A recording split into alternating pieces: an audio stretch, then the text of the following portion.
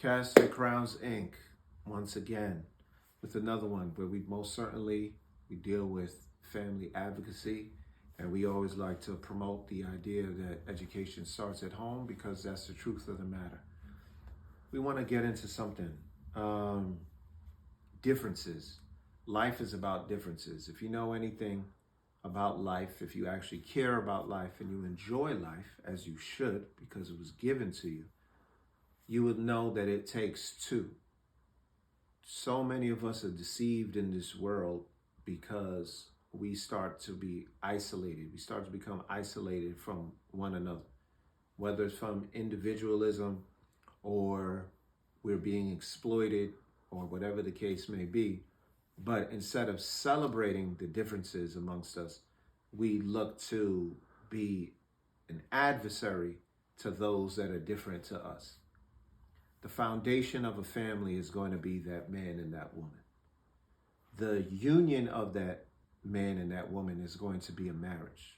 That is the union that separates that man and that woman from every other man and woman that are walking the planet Earth, right? Because everybody else is either they're strangers, you're familiar with them, but once you engage in this intimate relationship, this bond between this man and this woman in marriage, that's exclusive to them.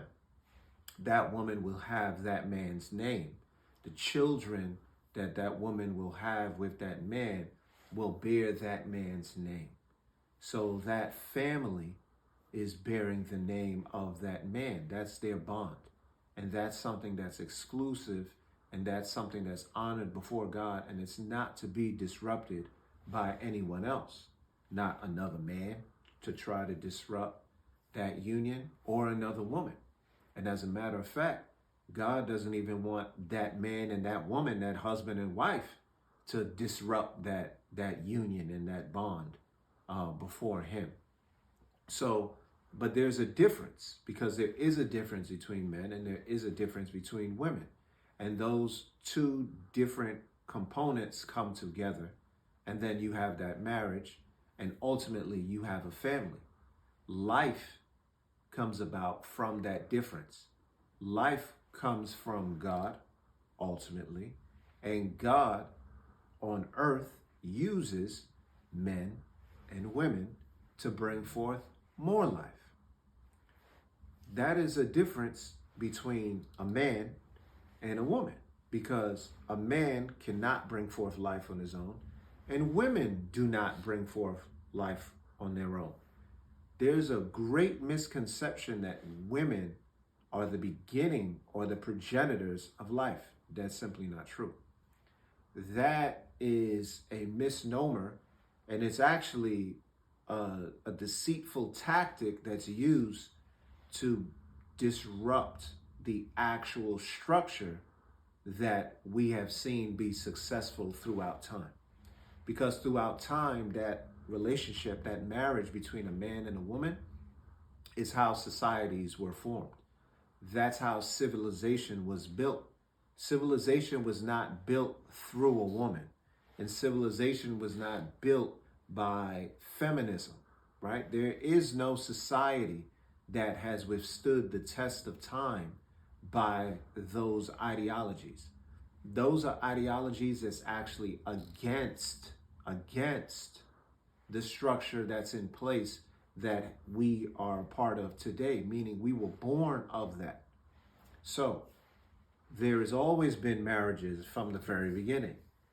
Adam and Eve, amongst the people at their time, they got married. Well, how?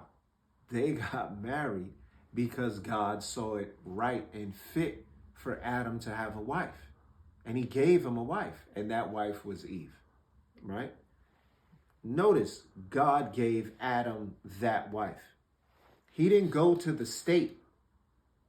This was a union that God was behind. This was a civil union. Adam is a completely different creature on the planet Earth than Eve. Adam has certain capabilities as a man, and Eve has certain capabilities as a woman, meaning physical ones. And then when they merge, and those two become one, now they're able to do something which those two separately could never do. Now they're able to procreate. See, those are the differences that we need to celebrate. Life does not come from a woman because a woman cannot produce life on her own. She needs a man. And a man cannot produce life on his own. He needs a woman. And when a man and a woman are aroused, their bodies, the biological makeup of their bodies, prepare themselves for that bonding, that intimate act between that man and that woman. So that is God showing you that we need each other. The idea that we don't is only spoken by an idiot. So if a woman gets out and goes, well, we don't need no men, she's a lying fool. If a man was to say, we don't need women, he's a donkey. The truth of the matter is that man that's spewing that idiocy and that woman that's spewing such foolishness would not even be able to formulate their lips to say something so destructive had it not been for a man and a woman. So how could you be so dumb to say you don't need that other half? Without that other half, you wouldn't be here. So you're only being taken advantage of by either your ignorance, how naive you may be, or your hatred for your own to say things like that.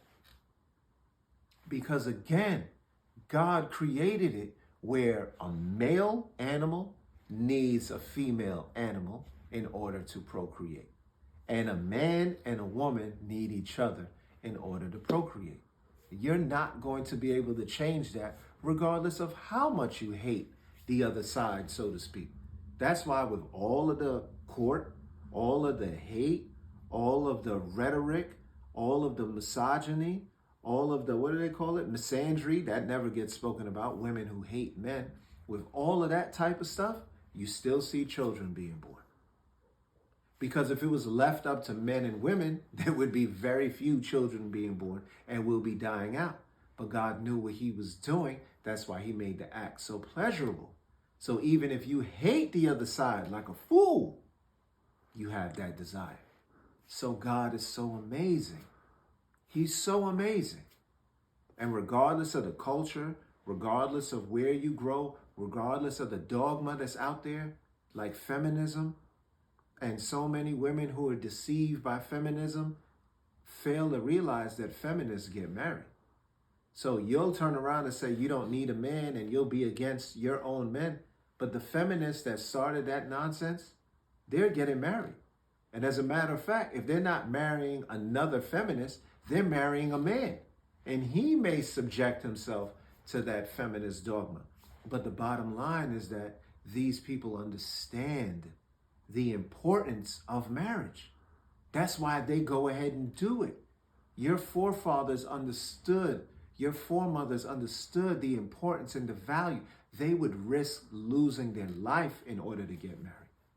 And here it is, you are today speaking like a complete jackass against marriage and against each other.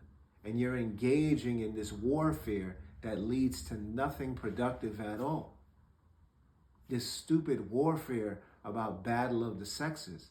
You're only losing to the devil. Not one side is winning. It doesn't matter how it may appear, right? Even if a woman says, hey, I don't engage in relations with a man, you know what she does?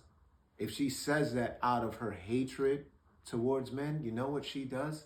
She uses an apparatus that symbolizes and reflects the anatomy of a man. So when you see these things, you have to understand that, wait a minute, we do need each other. And I actually do want you. So what's going on up here? What's going on in the psyche that I feel this way towards my own brother or towards my own sister?